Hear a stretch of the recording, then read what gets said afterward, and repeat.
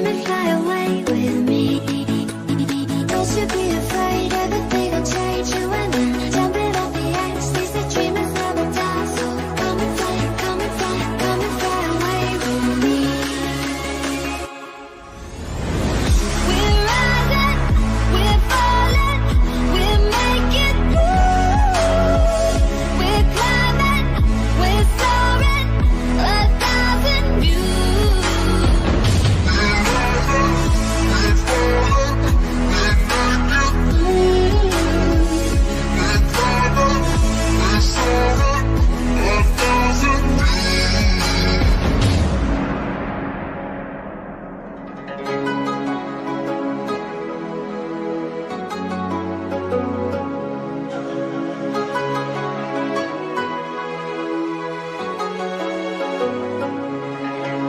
Somewhere by the emerald sea, where the moon and water meet.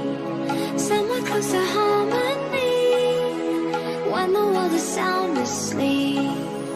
Something's gonna bring the change, journeys we are meant to take.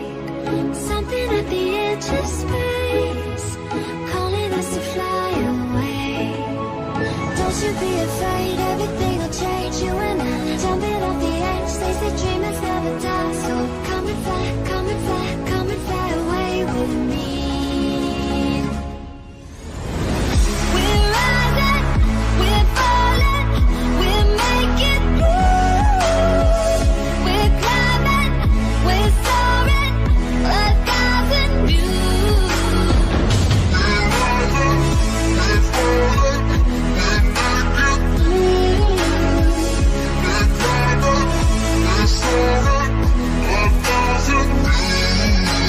Come and fly away, come and fly away, come and fly away with me. Come and fly away, come and fly away, come and fly away with me. Something's gonna bring the change, journeys we are meant to take. Something at the edge of space, calling us to fly away.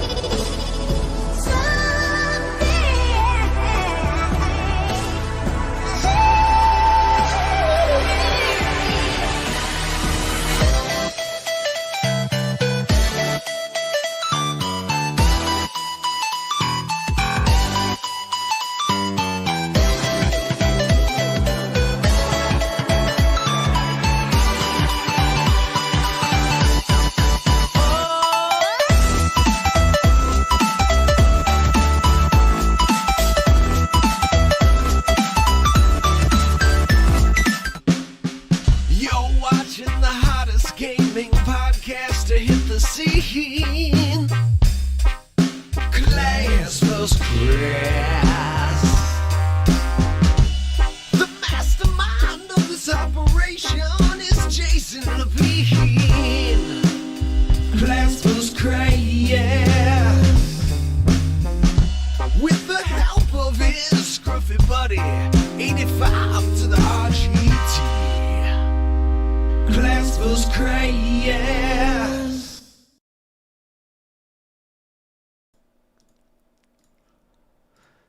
Good evening, all you beautiful people, and welcome to the Class vs. Crass Gaming Podcast. I'm your host, Hey Jay. Joining me tonight, we've got the bearded one, as usual, also known as the Dynamite Giraffe. Greg, how are you? Good. What's up? How I'm are you? okay. A lot of things. I'm a little tired. I wasn't ready for that question. That was a heavy question to throw at me right off the bat. I didn't ask how is your life, Jason? Sometimes it's really just the feeling? drop. The fill overflows the bucket. I was going to fake cry, but I don't want a record of that for people to memeify. And then joining us for the second time in Class vs. Crass history, we got Treon. I should really call you by your first name, but Treon is just how I will always remember you as. So I got you. You can go with Dave or you can go with Treon. I'm fine either way. I didn't even say your fake name right. Treon is joining us. And Sean is, I don't know where he is. He said he couldn't make it tonight. And he just showed me a picture of what looked like a 16-year-old girl's birthday party. And I just said, oh my God, he's going to jail. Oh, yeah. No. Okay, I remember. He tweeted something about that earlier. So I don't judge Sean for what he likes to do on his Sundays, but he won't be joining us tonight to talk about gaming. If it is your first time joining us, though, it is a 1-hour podcast where we talk all about the latest in gaming.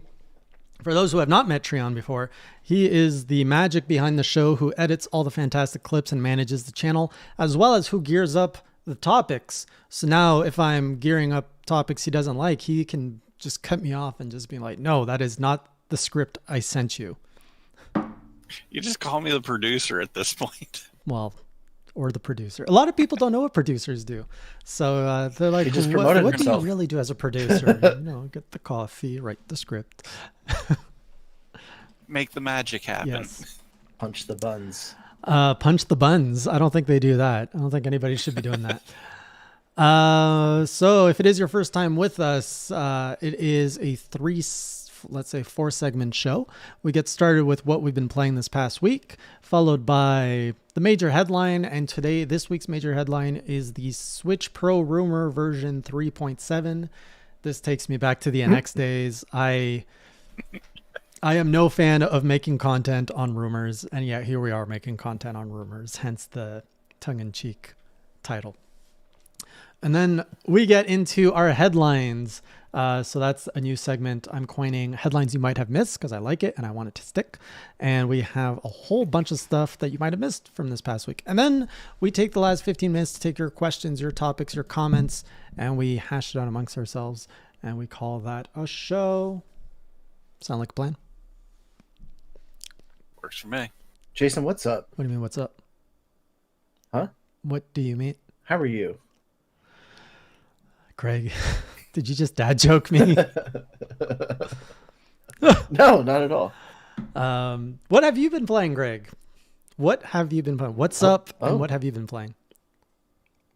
Same as usual, man. I jumped into, you saw last night, I jumped into a tournament on Rocket League that did not go very well. I saw you playing by yourself.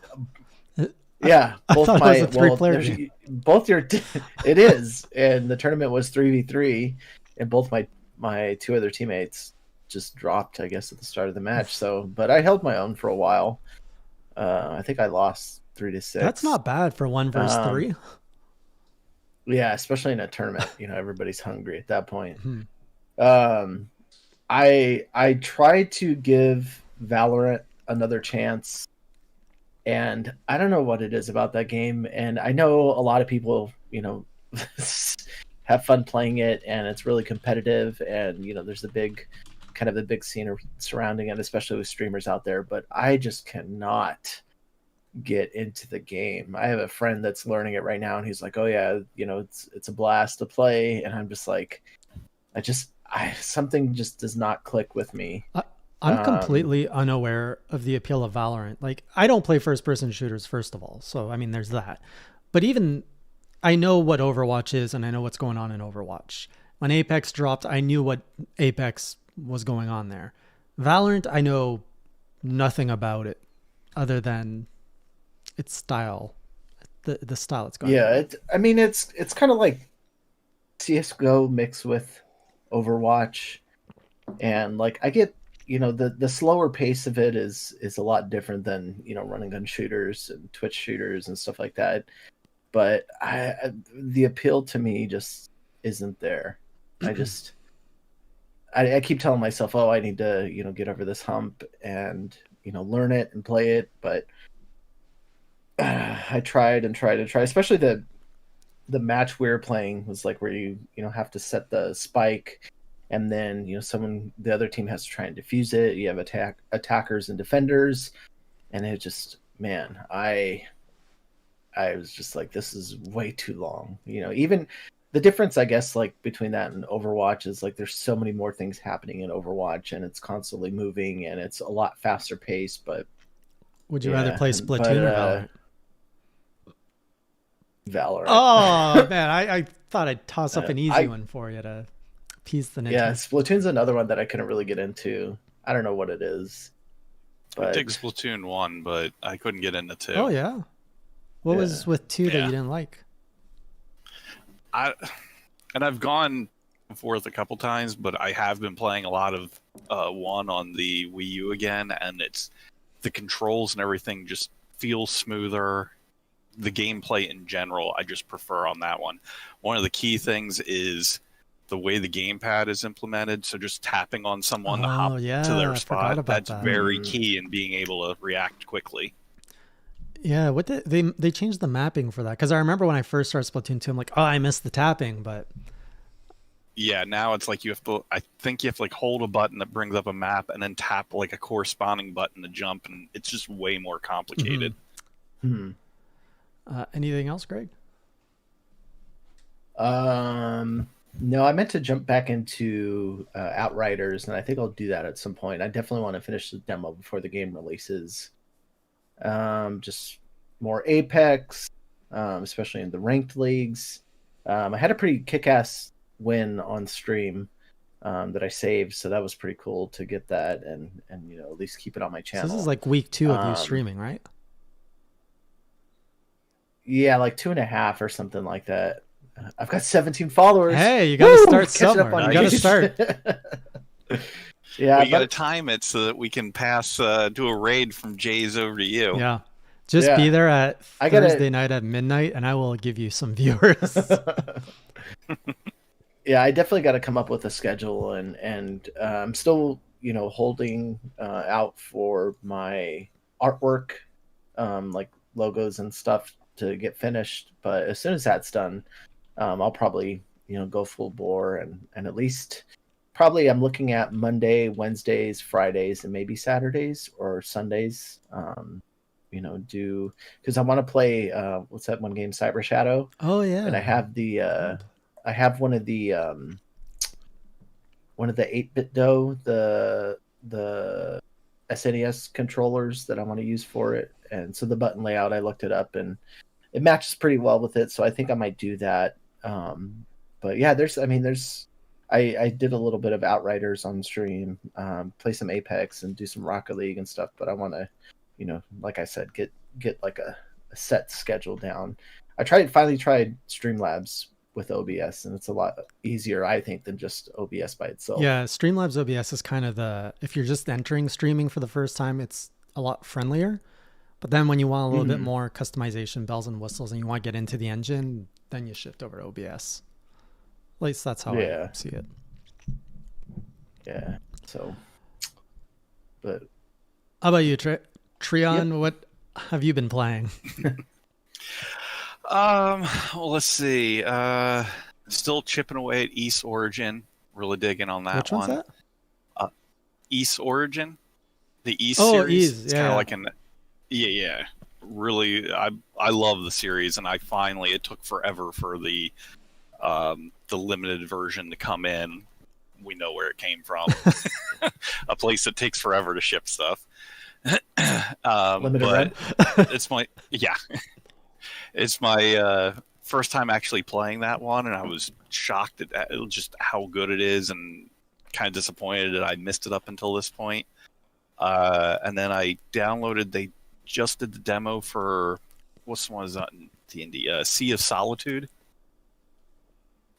They just put the demo for that on the Switch. It's the Sea of Solitude Director's Cut. Question. I think that was on the Xbox One, and what else was that on? PlayStation 4, also on PC. Yeah. Question about Ease. Yeah. Is that... I haven't really played that franchise at all. Is it a story that's all together, or is it kind of Final Fantasy-like where everything's standalone? No, each game is self-contained, but it is telling a larger story of the main character, Adult Christian. So it's always the same that's character? One I was going to... for all except for Origins. Origin takes place 700 years before the earliest point. So it's giving like a whole backstory that wasn't there before. But that's one I was actually going to suggest for you, because I think it's one that you would really enjoy streaming, because it's real snappy gameplay. It's kind of like, I want to say like a Zelda, but more action based. Okay, I remember I think I tried the demo for Ease 8 and it didn't hook me. But I didn't realize, I didn't really look into what the franchise is or anything, so there's too many franchises out there that I have not touched clearly, and now they're all like, play me next. Actually, sometimes it goes on sale on like Good Old Games for like $5, and I'm going to say right now, I'd probably just start you right at East Origin. If you don't get into that one, then don't bother with the rest of the series. It's a good starting point. It puts you right at the beginning, and it's real fast. You can go through... There's 3 playable characters, and you have... The final character is the one who gives you like the final part of the story, but each playthrough is like 6 or 7 hours long. That's a good number. I like that. Yeah, you get in, you get out. And the combat loop is really addicting. That one came out in 2006, right? Ease Origin, like the first. Yeah. I guess That was actually, I think it was built on the East 6 engine, which was like the big reboot of the series, because it had been dormant for nearly a decade at that point. Right. Wow, I didn't realize they had... The first 5 came out all before 1995. Yep. Damn. It's had a very fragmented release in the US up until recent years. Yeah, it started, so for anyone who's curious, as I'm learning, it started in 87. And then I think there was like a subsequent chapter. Oh no, it was a sequel in 88, and then 89. Then it took a break, and then 4 in 93, 5 in 95, and then the next one was 2003, and then so on. Yeah, if you're old school like myself, East 3 on the SNES is probably most people's first experience with it. And it's kind of a divisive game, because that one, it's kind of like Zelda 2, where it went side-scrolling for one game, and people were... Yeah, but the music and the gameplay are really tight, so that's what keeps people coming back. I do want to get into more of the, like, I call it obscure. I know it's not obscure, but more obscure than, say, Monster Hunter or Castlevania. There was another, I don't know if it's a franchise or a game, but like someone asked to play Treon Odyssey. They asked me to play that. Oh, yeah. I think that's a series, isn't it? Yeah, there's, I want to say there's 4 of them. One is on 3DS, and I think all the rest are on the original DS. I could be mistaken. There might be 1 or 2 extra in there, but it's a DS series because the bottom screen is used for your mapping. Oh. It's like a first-person dungeon crawler. Yeah, so getting into more of those obscure things, I think would be really interesting, just to kind of see like those sides of gaming that I haven't seen before. Anything else you've been playing? Well, the Sea of Solitude demo, and then I'm still cranking away at Doom 64. I am really loving the hell out of that on the Switch. It's one that I come in, I do like 1 or 2 stages, and then I take a break, play something else, and then come back into it. I was gonna say, weren't you playing that the last time you were on the show? Yep. I'm savoring That's good. it. Okay. I No wanna- judgment here. This yeah, is judgment-free zone. There's no Sean. Very cool. Like that, Greg. As for myself, outside of the usual stuff, went back to the Monster Hunter Rise demo. I have not put my full thoughts on that, but we can share it here if you would like. You guys have both played the. I know, Treon, you played the Monster Hunter Rise demo. You did not like it, just like I didn't like it. Greg, did I don't have. I'm trying. I have returned to it and tried a couple more times, but it still just is not hooking me. And Greg, you played it too, right? The demo, or? Yeah. So here's the thing, Treon. I've been really like sitting on my thoughts since Tuesday and getting ready, because when I first started Monster Hunter World, I walked away with, okay, I have a lot to learn, but I'm enjoying myself. Mm-hmm. And the Monster Hunter Rise demo, going back to that after 30 hours of Monster Hunter gameplay that I've been enjoying, I'm like, okay, I'm going to go into Rise and I'm going to love it. And I went into it and I got more familiar feelings from my first time. And I'm not going to say I'm not going to like it, but it did not hook me the same way. And I know it's a demo, it's not fair. But even with all of the time I spent in World and I actually like know how to move and kind of understand the menus a little bit, it felt so different, Rise compared to World, that I'm just like, okay, I might need, like, I'm not in a hurry to get this at launch. And I started learning also, like, a lot of people in the community have shared that, well, no, that's the exciting thing about Monster Hunter games, is every new game, they tweak just enough so that everything feels fresh, like the timing, the animations, the weapons, everything gets an overhaul. And as someone who's just trying to learn the basics of World, to get thrown into Rise with so many more mechanics and movements and flow, it's really jarring. And I'm now, though, with all this knowledge of World, you know, I'm putting myself in your shoes and my shoes when I started, and a demo is not a good entry point. It's just so much thrown at you as a player, and it's really just there to show you that you can do wire bugs and you can ride a dog. Like that's and maybe I'm running into that because I've been bouncing back to the 3DS demos because I'm just trying to get a hook on it. And like, I don't know if you know, but on the last stream, I was in the Generations portion of the Discord, and there was like 3 or 4 of the crew in there that were like really trying to help me get into it.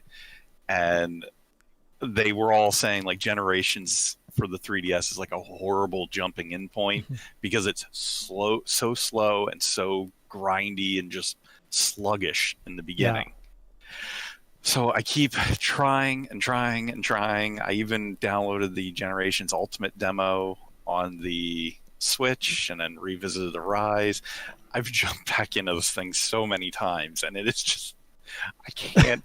I want to try so badly to get into it. It just is not hooking me. I think World, they did a really good job, and I know you don't have access to that, but if ever, I don't have an Xbox, I don't have a PS4, and I don't have a Windows PC. So if ever World or they make another Monster Hunter game like World, I think that'll really help you over. So I played Rise, and then over the weekend I got back into Mario 3D World, which I know you were playing before, Craig, and I made it past the credits. And it's funny because I love this game on the Wii U, and I was very skeptical of getting it again on the Switch. I got it for Bowser's Fury, which I highly recommend. Fantastic game. But I completely forgot how much content was after the credits. I remembered some, but as I'm going through it, things are unlocking. I was like, whoa, I don't remember there being this much after the credits. And I remember how far I got on the Wii U version. I made it to the final world. And I'm not even there yet. And I'm like, did I really put in all this work on the Wii U version? Like, it's a lot of work to get at the end. Like, you have to get every green star, every gold flag, and every stamp if you want to see the final world. So I'm just like, wow. I did everything except for that last stage. Yeah, I couldn't finish the last world. Yes, I didn't even know about the trick where you could take a second or third playable character, bring them in at the tail end, and then jump on the flagpole to complete for those characters. I actually ran through the game every stage 5 times through on the Wii. Hold on, I'm forgetting. Why do you need to do that? Do you actually? because part of the completion is completing it with each character. So you have, yeah, and that doesn't show up until you beat it. When you go into the stage, you'll see little things for each one of the characters. So you have to like go through with Peach and obviously Rosalina as well once you unlock her. Yeah. So I did all of that. I think I've got like 40 or 50 hours on the Wii U version. It was a it's a meaty game, and if you haven't had, and the Very fact that much they so. brought in Bowser's Fury with that, like, I don't know, it's an easy recommendation for me. I want to get it, but I'm waiting to find a sale. That's fair. I mean, if you put in that much time in the original. Yeah.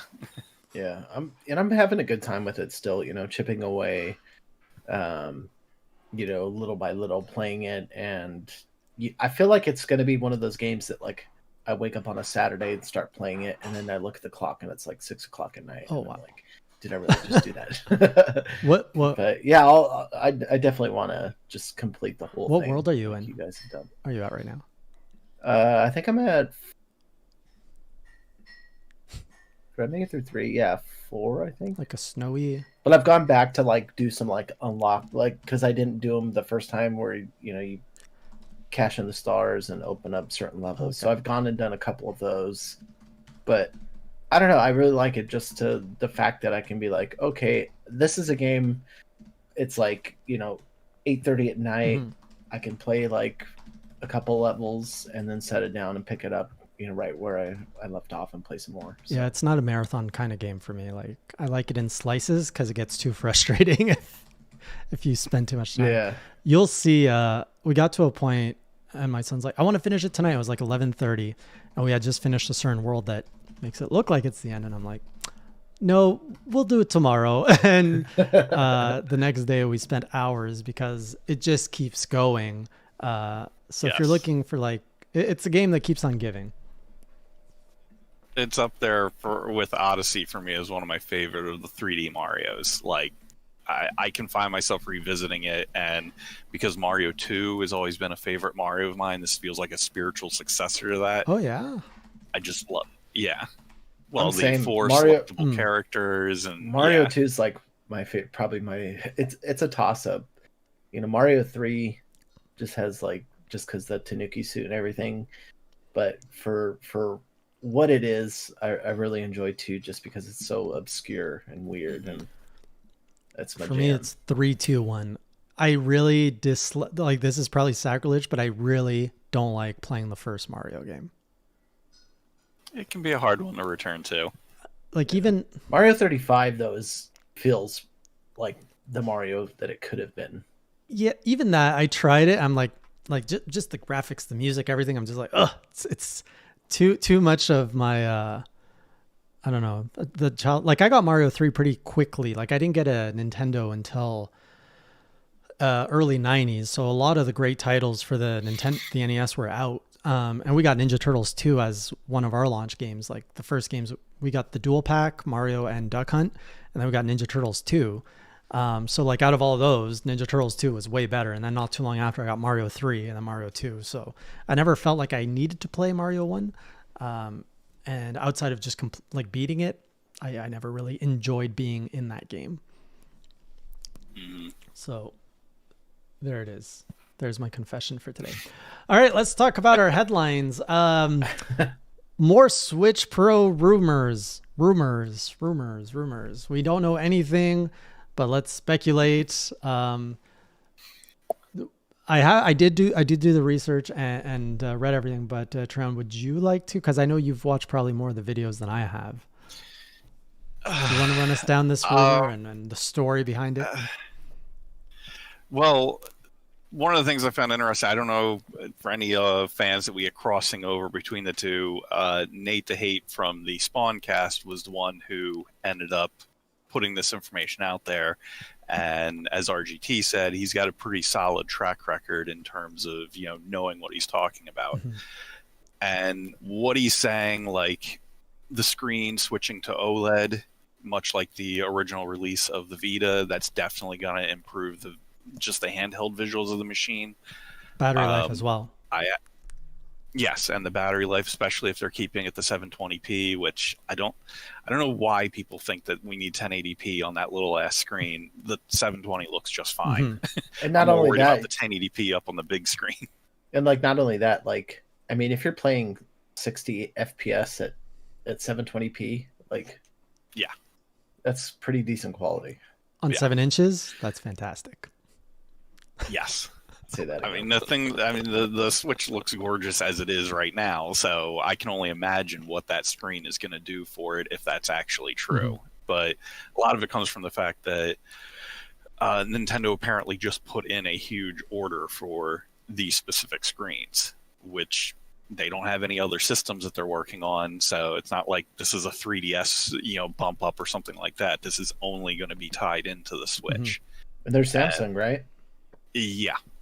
And the timeline is that, let's see, the order was they're supposed to be putting out the screens around June, with manufacturing starting in potentially July, which if the timeline holds, I don't think is going to be the end of this year. I know a lot of people are leaning that way, but I'm pretty sure they're going to do it for the 5th anniversary next year. I think March 2022 is when we're going to get it. Yeah. If we get it. If you consider the fact if it goes into production in June, and that's just the screen. So best, and we don't know how COVID's affecting manufacturing because none of us work in manufacturing, I assume. But let's say those screens ship out for assembly somewhere in July or August. Then you're talking about fully assembled Switches starting to come together by September. And I think that's already too late, because when you're looking to meet a holiday run, I think a lot of, and Greg, you might have more insight into this, don't consoles ship out, like retailers have to place their orders pretty much in over the summer so that they start getting everything in the fall so that it can hit shelves on time for like October, November? Is that reasonable? That I do not know, but I will say that like even with the Xbox One and the PS4 launch, I remember, I want to say it was like a November 12th or November 20th like release date, and stores didn't really get them until like November 5th. And even at that, we because it varies by retail store, but at least for Target, it would be like, oh, you would scan something and it would tell you a shelf location. So there's like a schematic that says, gondola 1, shelf 1, section 2, item 2, and then you would take the item, scan it, and that's its home. But then it would flag it and say like, oh, you can't put this item out, whatever. But so we would keep them in our back stock, and we had all the launch stuff. Like that one, I remember it just being only like a week, probably like a week prior, because they want to, not have people peeking into boxes, taking pictures of consoles, especially with serial numbers and stuff like that. So, okay, maybe it is possible, but it's an extremely ambitious, tight deadline. And it sounds like, by the sounds of it, that this would potentially be this doesn't really impress me in any kind of way. Like this, it sounds like a revision, just like we saw with all of Nintendo's handhelds before. Oh, well, there is more. Oh, sorry. Go on. This is just the screen end of it. There's additional information that they seem to be leaning towards. I mean, the rumors continue to lean towards the DLSS that Sean has been talking about endlessly. But the main thing that they do keep talking about is the 4K output through upscaling when docked. And they were also, one of the things that Nate was talking about is that while Nintendo themselves will not make or don't plan to make dedicated software for that particular version of the machine, he said that at least 3 third parties want it, and one he knows that is actually in development. He obviously couldn't say what it was, but he says that at least one game is in development targeting this new machine and would be exclusive to it. My guess is that it would be something from Square Enix or Capcom, maybe like one of the Resident Evils or the Final Fantasy VII, something along those lines. I could imagine being their launch title for it. And this, I mean, this makes sense. As much as I want to be a skeptical, the more I hear, I'm like, oh, it kind of works. Because we've seen Nintendo do the revisions on all the handhelds. And the fact of an exclusivity, and it makes even more sense if you're saying, well, Nintendo's not going to do exclusives as a first party. But from a third party, it makes complete sense because right now the Switch is the only handheld device that is actually able to run a lot of games, like modern era games. It's nothing like a 3DS or, a hyper down res version of a game. So there would be a lot of appeal there if you're saying, oh, this one has a little bit more capabilities and can now run these games. And we all know how well games sell on Switch. So now if you're saying we're going to be an exclusive for a new Switch and our game is going to be playable portably for the first time, like there's a lot of marketing sexiness to that. Yes. One of the things I would recommend of any of the videos to watch, Spawn Wave did one, I think it was yesterday, where he did an interview with, like, he had Nate on and they talked about it. And one of the points that they made, which I could definitely see happening, is that Nintendo would move away from going to like console generations to where they would do it more like iterations. So the way that they envision it is they put out this new machine, it's beefier, but they're not going to suddenly wipe away the old one. They lean towards like the 3DS. Yeah. You had the 3DS came out, then the XL. Well, the original 3DS model started to fade away and the XL became the mainstream. Yeah. Then when the new 3DS came out, you stopped finding the other one. So they think that this might happen where it's just going to be a continuous move where they'll just stop manufacturing the old version to kind of edge people into getting the new one. Right. That makes a lot of sense. Yeah. And we kind of see it too with, we're all in that age group that we grew up with console generations. And that makes sense that the speed technology was evolving. But now that we're kind of plateauing a little bit you're not really getting more bang for your buck, if you will, with, after 2-3 years. And you're kind of seeing it in the phone space where, sure, every year we're getting a new phone, but eventually you try to use a modern app on a phone that's 4 years older and it's like, oh, compatibility issue. And I think that is going to start transferring over to gaming where we're already seeing Xbox doing kind of this iterative ecosystem. Hey, I can say it freely without judgment. And it makes so much sense with Nintendo because it's a handheld device as well. And there's always going to be people, and it's going to make their product even more appealing because they're going to have so many price points. And if the Switch becomes, the Nintendo console of choice or the only Nintendo console for let's say the next 20 years, and it's like, oh, do you have the new Switch or do you have the old Switch? It kind of just changes everything that we've been used to over the last 20, 30 years. But yeah, it makes sense, especially if it continues to play the old software and does upgrades, but it could be very much like an iPhone situation where you've got the Switch 2, the Switch 3, or 3.0, or whatever the hell they want to call it. But I could definitely see it happening. It actually falls more in line with the way that their new management has been handling things. Like, the new president feels more like, I don't know he doesn't feel like Iwata in the sense that he's going for some sort of huge change in the way the game is played. Yeah. It's more that iteration on the hardware going forward. Right. And you're seeing a lot of things in the hardware space too that's reflective of that. Like, you're getting better performing GPUs. You're getting faster and faster SSDs, and you're not really getting anything crazy, at least until this like current generation of like RTX cards and RX cards that have ray tracing capabilities, 4K capabilities at the previous cost of the previous generations. But at the same time, like my GPU, just because I haven't been able to purchase a new one because of scalpers, it's still hanging in there. Like I can still run like Modern Warfare at ultra settings, Doom at ultra settings, Apex at ultra settings. It's like I just don't have the ability to take advantage of those, other things. Would I want to? Of course. And like to Jason in the chat, he's saying, it's gonna split a lot of people if Breath of the Wild 2 is exclusive to Switch Pro. That's not going to happen. I mean, they released Breath of the Wild 1 on the Wii U and the Switch at the same time. And it's silly to think that, like, oh my God, this new console is going to segregate a lot of people. They're going to be so... Who cares? Like, it's technology. It's going to get better. It's not a complete, hard stop on the system. It's, that's, like you said, that iterative release. And just look back, too, at the release of the Switch and how much they banked on Breath of the Wild. If Breath of the Wild 2 has, 4K upscale resolutions and it's on, they have exclusive features to the new console, it's going to move the console. Well, we're already seeing other companies do this. Look at PlayStation. There's very little good reason to have a PlayStation 5 right now.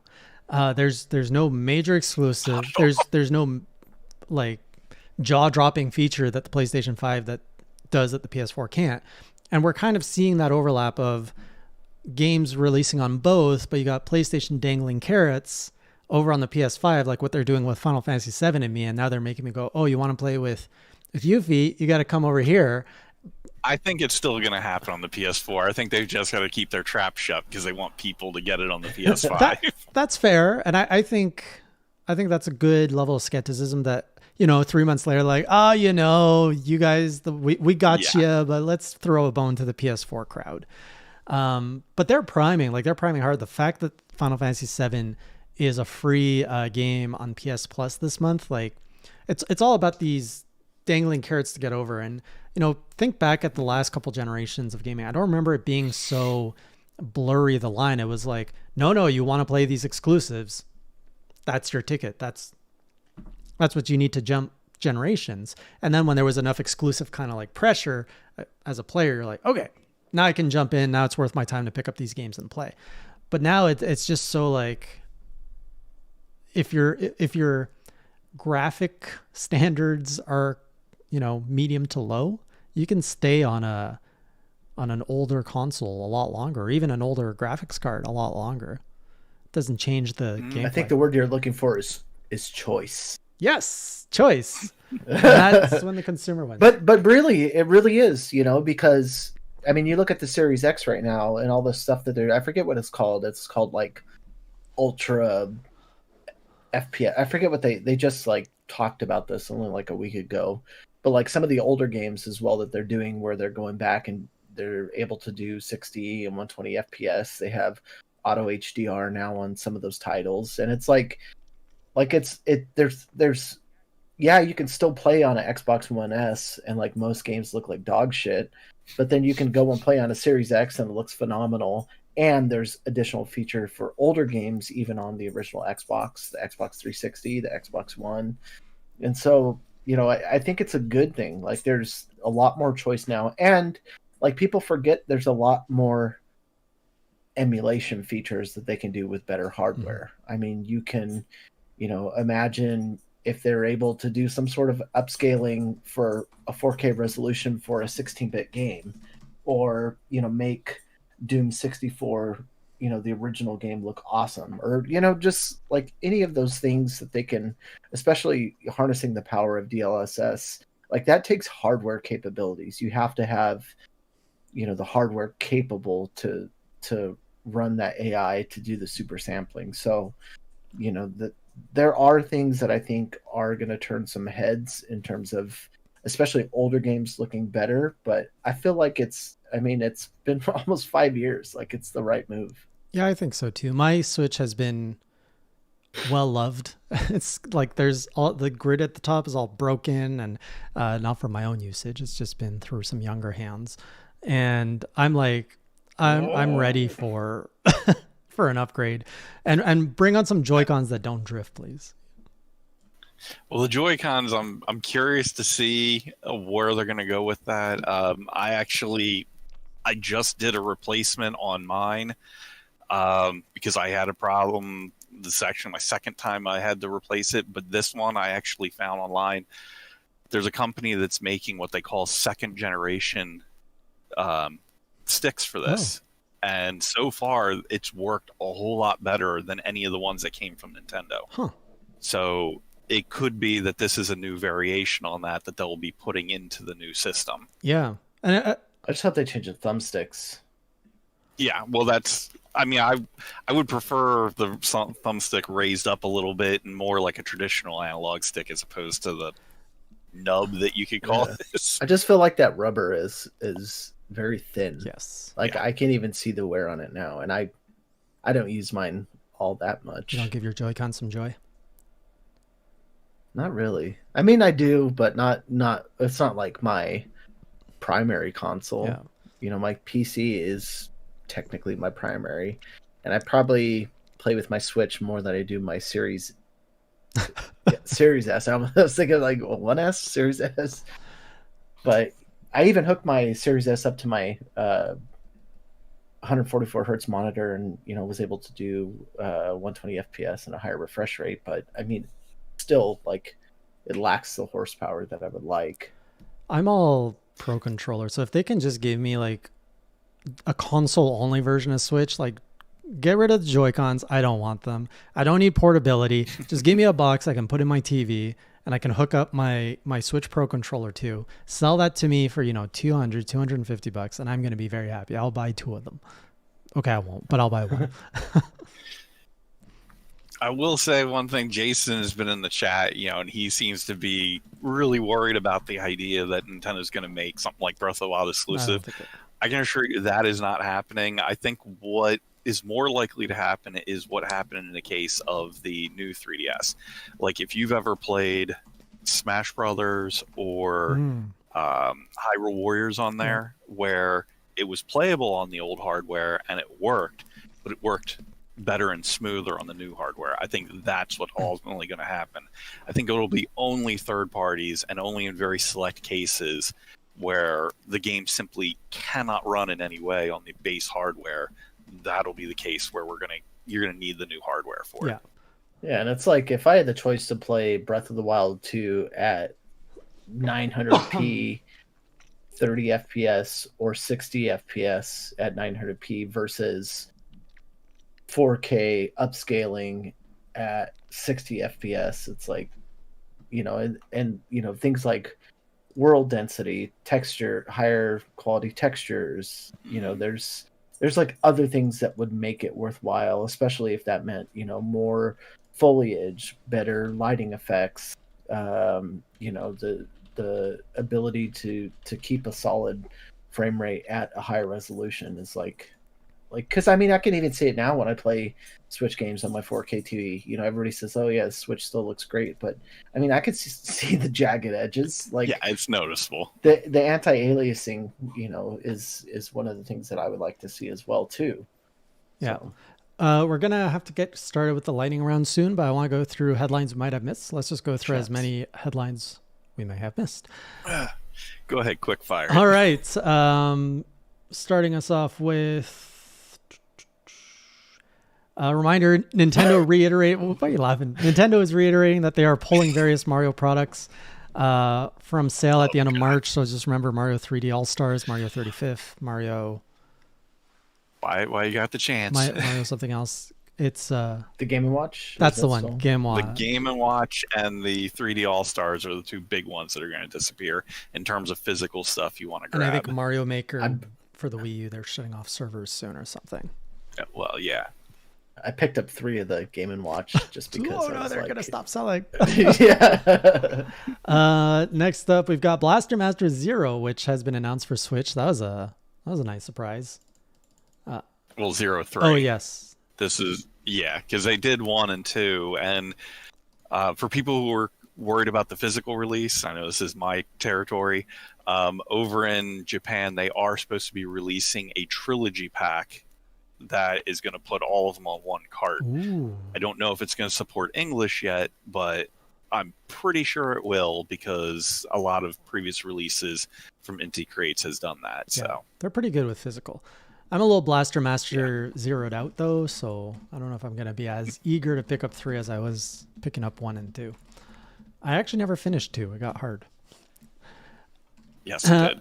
Next headline, the Wii U got its first update in nearly 3 years, and it does nothing for you. So, next. Yeah, I kind of threw that on because I had to update my Wii U. I was like, what the hell is this thing needing a firmware update for? getting rid of those hackers. Monster Hunter Rise is getting a massive 117 song 4-disc soundtrack. I was really hoping that was going to be a vinyl, but it sounds like it's just your basic old 90s disc. Okay. Do we even need to touch on the fact that you just sat there and argued with Sean about how you don't want to get a vinyl player? Just because I don't want to spend. Did you buy one? Yeah, but I mean, it's going to happen eventually. Of course he did. Jason, Do you have one? I put that on there because it's a 4 CDs set, so you can actually play and I listen to that legit stuff. have no CD player. You're making me real. I could. I've- Does the PS4 play? You have a PS4? Yeah, that plays music. Yes. Right? Okay. I've Yes. never put a CD. I have 2 record players. Pretty much if you have a game console that has a disc drive, it's pretty much a CD Oh, yeah, that's player as true. well. So I've got one that's functional. Next, we got new costumes for Smash, including some Monster Hunter costumes and Ghosts and Goblins costumes, 75 cents each. Crap. That was for you because I was wondering if you were going to do that and stream the little costume of your little me It's character. very me because I'm playing Ghosts and Goblins Tuesday, streaming that because of Matt donating that game to me. And then Monster Hunter, well, it's taken over my life. Next, we've got a fun fact here with Diablo 2 Resurrected, which is a remaster of Diablo 2. It lets you import your original save. That's cool. I like. That was actually Yeah, I pretty thought that was impressive. That's cool that they were considerate to do that. It's so weird to feel how Diablo 2 is a complete reversal of what happened with Warcraft 3's remastering. Because Warcraft 3, they like shit the bed with that one, and then this they one, learned. they've done like everything to make the fans happy. On Well, after this the whole cell phone gig, I think they're learning. yeah. Well, are they? They seem to swing back and forth. Different teams, maybe. Yeah. I've seen enough. I've met enough game developers in person to know that they're not the ones that should be behind that microphone. Next, this is interesting. I didn't know this, but the PlayStation Store is going to discontinue movie and TV purchases and rental services on August 31st. Finally, it's Never trust digital only. I'm going to say it. I'm going to stand by this. Never trust digital only. It can be taken away like going that. back to a gaming console only. That's what I'm talking about. That was weird, though. It was a good idea if I you mean, were as an much as executive that didn't care. But it just, Yeah. when I was in the store, I'm like, get these movies out of here. I don't want to buy movies on my PlayStation. Some movies on my Xbox. I shop around though. Yeah, if I can find it Well, cheap. if anyone in chat downloads, just keep in mind you can't do that after this summer. We've got a weird collab with Shovel Knight going everywhere. Now they're with Arby's. I was excited until I saw the toys, and I'm like, nah, these things look like garbage. They're like the little flipper things that they did for the Pokemon from the McDonald's toys. Oh, they look like garbage. I'm trying to pull up a picture here. Yeah, but they give you codes. They have in-game codes for stuff in them. Oh my God, I just saw the trailer. Okay, hang on. You can have Yeah. Arby's cups in the game. What? Oh, Oh my and good Lord. King Knight gets Yeah, the... that's why I figured you'd get a kick out of it. Oh, okay. I didn't. Okay, the digital. This is the only case where the digital is cooler. You can have Arby's burger in there too, the roast beef sandwich and curly fries. Oh man, that's exciting. I've never, like, I will say this: I've never seen the game milked as hard as Shovel Knight. Oh, I love that scene. Well, they don't have a big third party, backing them, so they need to make their money however they can. So I don't really fault them on this one. I think it's kind of cool that a small indie game is getting something that's normally reserved for like Mario and Zelda with like the Happy Meal thing. Yeah, I will say I went to Burger King and I was like, can I get 10 of the Mario toys, and bought 10 of them for like $20-something. But they were all the same ones. For my son, he got a For big your kick out of son. them. Yeah. No, the only one I kept for myself was the Zelda one. There was a Zelda one that I kept for myself. I did the same when the Mario Kart toys were out a few years ago, and I just like drive McDonald's. I'm like, all right, which one you putting out this week? Give me that. I have Princess, Luigi, I have all of Mario, and somebody else. How many I were think there? I have all but 2 or 3 of them. They're on a shelf above my son's computer. Okay, so are they still in the little baggie, or did No, did you he take opened out? them because he wanted to play with them. So Yeah, I think there was, You might have still like old 8 of bags. them. There was quite a few. I don't keep them in the bag either. There was 7. And then there was also the plastic Mario cap, but I didn't get that because my head's too big. Or the hat's too small. That's what it is. Hey, it might fit now. So, no, now there's too much hair padding. We got confirmation Final Fantasy VII Remake's Yuffie DLC will be 2 chapters long, which that's good. So that's probably like a 2 to 3 hour experience based on the length of the other chapters. Yeah, but is it worth a PS5 just for that?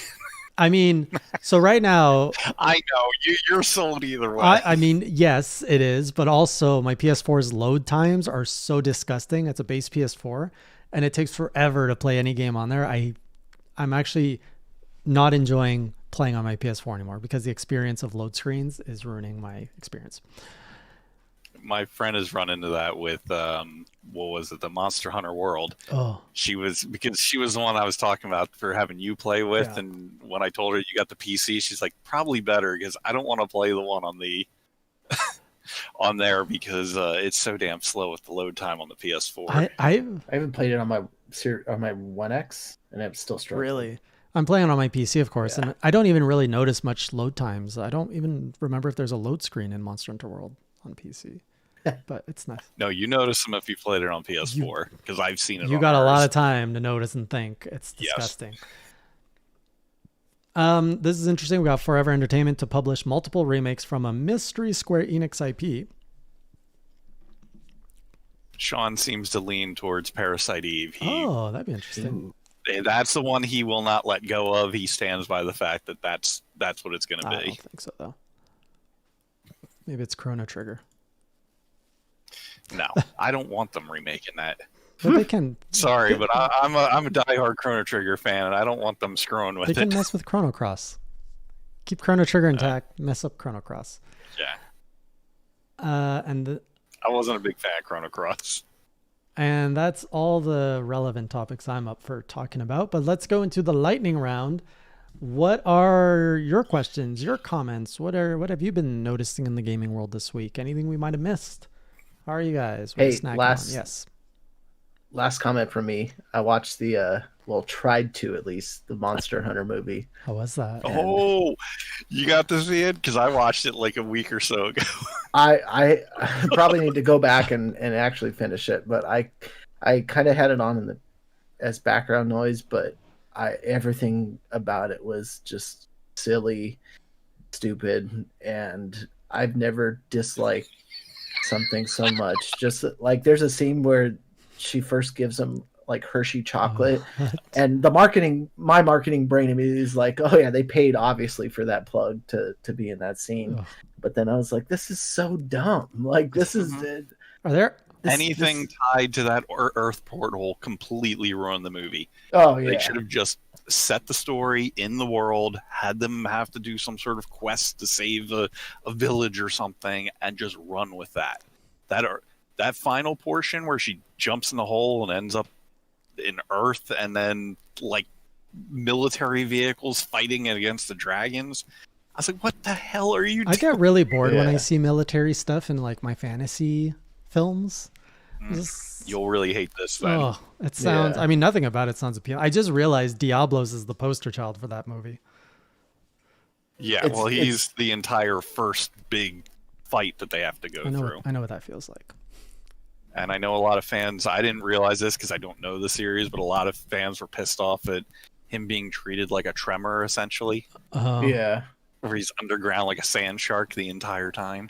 It's just it's keeps awful, the budget keeps the man. budget Like, down when you don't have to show the monster. I hate how they did that to the Resident Evil series of movies too. It's like in the Mhm. universe, and it's just awful. Like Well, same director. I don't know so- why movies, they just, why like- Hollywood thinks there's so much appeal in Earth. Like if you're gonna work with a fantasy IP, imagine if Exactly. Frodo and the Fellowship of the Ring, they're going, you know what? What's through this portal? Oh my God, we're in New York. It's like, say we're in Jersey. And the sad thing is, since I've been doing the editing for the show, I've actually talked to my wife about. I wanted to see if there was a way that I could cut out the Earth stuff and make it into like a tighter film that's at least a little bit more watchable. I don't know. I'd like to see Frodo take on a Kraken. Just where bar it are you out. going with that ring? Oh, it's mine. Or Star Wars, you just have like Arby's. stormtroopers landing on Earth and fighting the Avengers or something. That'll probably happen. But In Wyoming. Yeah, I mean, well, let's see. They did it with Smurfs. You did it with Sonic. You did at least in Sonic, it worked a little bit better with that film. But it would have Yeah. they didn't need to do it.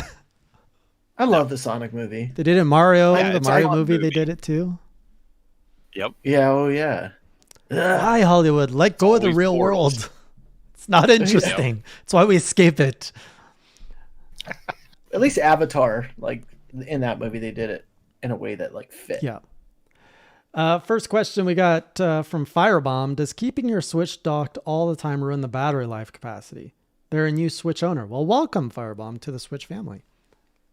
I don't think it does. No, you should run it down every once in a while, but I've never run into any problem personally with it. And I keep mine docked pretty regularly, but then my son plays it handheld when I'm not around because he's always playing Minecraft on it. Yeah, if you're wanting to conserve battery life too, just turn down the brightness. Yeah. Any other questions? We are light on questions. Sean really knows how to pull the questions. Jason said something here about Square Enix does not own the Parasite Eve license. I thought that they did. I thought they did too, unless it was... They just haven't done anything with it in forever. Because the last thing I think they had was Third Birthday on the PSP. That's right. And that was not a great... Oh, I saw this article. they're co-owned. Square Enix is registered. They're co-owned by... Oh, yeah, because it's based on a novel. Hideaki Sina is the co-owner of the series rights. Okay. I don't know who that is. They could still make it happen, though. Money can make anything happen. Yeah. Like the Monster Hunter movie. By the way, did you guys hear about Nobuo... Oh, man. How do you say his name? Uematsu? Nobuo Uematsu. Yes. Apparently, he's doing his final full score of a game, which is sad, but it also made me discover that there's this amazing-looking game inspired by Final Fantasy VI, a.k.a. 3, on mobile right now called... oh, shit. What's that called? Uematsu... I keep hoping that they'll remake 6 in the Octopath Traveler engine. Yeah. So That would look gorgeous. 6 was one of my favorites. Same here. And it's actually the best reviewed Final Fantasy game ever. Yeah. What was it called? If someone asked, I think someone had made mention of that on one of the clips about when I think the last set of clips I did with the Final Fantasy that had your face like all surprised and hyped for Final Fantasy VII, Yeah. and they said they never got into the series outside of Tactics, and I'd suggested if you're going Classic 4 or 6. Mm-hmm. If you're going PlayStation era, I said 9, and then I agreed with you and Sean that 7 Remake is probably the best modern thing to jump into with the series. Oh, yeah. Maybe X, but it's very... Like, X has more of a religious tone to it. Never been able to get into that one.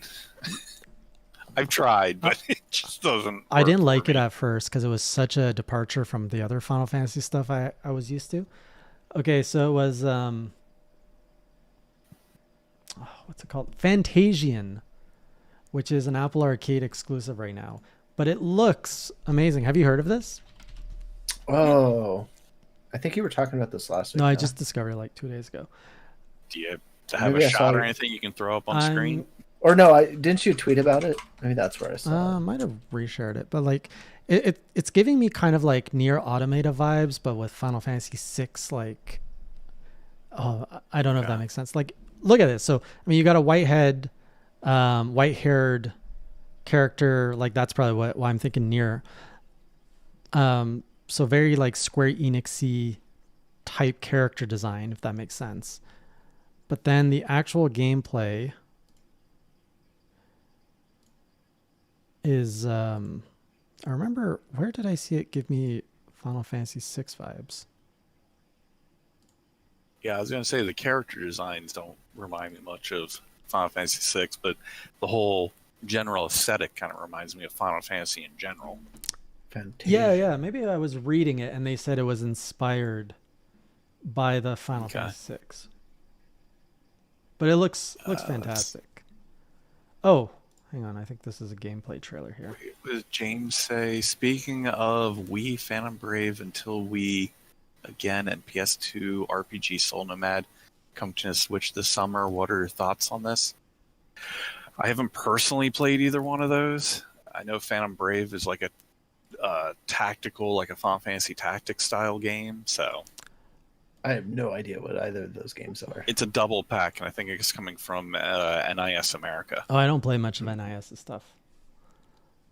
I think East 8 and 9 are the only things that I've played of theirs. They're like this old, weird publisher that never succeeded in getting much clout, I feel. Like, they're just always fringe. They release some good stuff. It's just really niche stuff, like the Disgaea series is from Right. them. Okay, that's the only one I did play, yeah.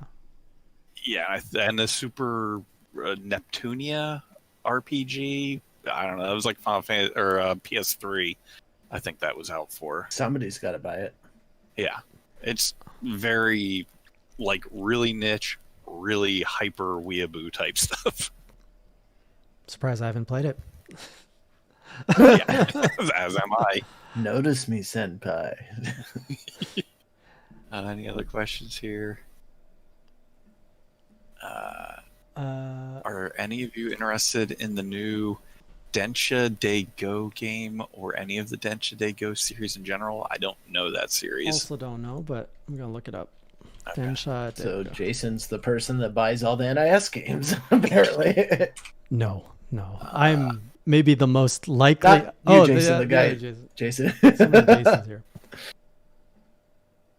Anything leaving from Nintendo at the end of the month that you're going to buy? I already have. Okay, I'm going to throw something out here. Alright. And this is based on the past. I know everyone's freaking out right now about the All-Stars. If you look back at the history, All-Stars on the SNES and the All-Stars collection for the Wii, they were both relatively limited in the beginning, but they both got re-released in their Player's Choice series. So I'm pretty sure that whenever Nintendo does their Player's Choice down the road, this series is going to come back. They're going to re-release that I'm cartridge. surprised they haven't done But a Player's Choice by now. It's been 4 years. it's too Is early. It's too early from the sense that, I mean, stuff just keeps selling on the Switch. The same way that I don't think that they'll announce their new remodel of the Switch until December or January at the earliest, because the thing, I mean, it's been the top selling console for what, over 2 years straight now? Right. Ooh. Do you So, think Player's they Choice don't- comes pre or post Breath of the Wild Post. 2? I think what'll happen is next year they'll launch the new system, and maybe mid to late next year, because you'll have the boosted games, they'll start dropping the price on the older games to get people to buy them, especially if the new system upgrades the old games. Like if the DLSS is applied automatically to old titles, like that's just part of the code, that would give them a reason to do the Player's Choice and then re-release older titles and get those people back in, re-release them at like $30 a pop. That brings in a lot of questions too, like in regards to like, you know, what we're seeing right now for previous generation games getting upgraded for free, or if there's a cost associated with it. And that would be a nice way for Nintendo to increase the cost of their online multiplayer or online services, is bundle free upgrades in with the price. Because like I think that's going to ruffle a lot of feathers, even though it's only like $20 A year. As far as I'm concerned, if they could just make their online service competent, it would be worth the money. I still refuse to pay for it. Yeah, I've done it just out of like, they're just like, it's there. Keep It's so cheap that I don't even notice. Like, I'm okay just throwing money at it. I'm like, oh, I I'm gonna. I probably end up using it like here and there just to try the new games or the classic stuff, but I definitely don't need it. If they do the new system and the DLSS is automatic on the old stuff, and I can play Xenoblade 2 at the 4K upscale at 60 FPS, I'm just throwing my money at them right out the gate. Yeah. See, like stuff like that is, reason enough to shell out money for games that and there's other things like that you don't think about, like Nvidia has that reflex technology, which could be very, very intriguing for something like Smash. Mm-hmm. Yeah. We are past the 9 o'clock mark, so we are at the 1 hour mark. Quick show today. But before we sign off, what is exciting in our worlds this week? Greg, working on anything or any shout outs you want to bring attention to? I'm gonna probably try and start another guide this week. My one for Caustic did go out, and with Apex Legends coming to the Switch, if you want to check that out. Let me see if I can grab a link for it real quick. But other than that, probably, hopefully nail down a streaming schedule this week. If you follow me on Twitch, twitch.tv/dynamite_giraffe, you'll get notifications when I go live. So I've been trying to at least be somewhat regular on there. I've checked a couple boxes on affiliate, which is very slow, but it's happening. So I'm going to try to just have a presence there more often. Continuing on my news coverage over at PC Invasion. And then at some point I'll get around to opening all these freaking Loot Crate boxes that are sitting on my desk. I've got 3 of them. I've just been meaning to record it and just put it out there. I'm so lazy. Just put your phone on your head, pointing at your hands, and just be like, "What's in the box?" I was gonna do record it and hash out a Saturday where I can do it, but at this point I'm just gonna shoot it on my phone and probably upload it to Instagram. That's a good idea. Treon, anything you're working on this week? Oh God. Well, obviously, the clips are.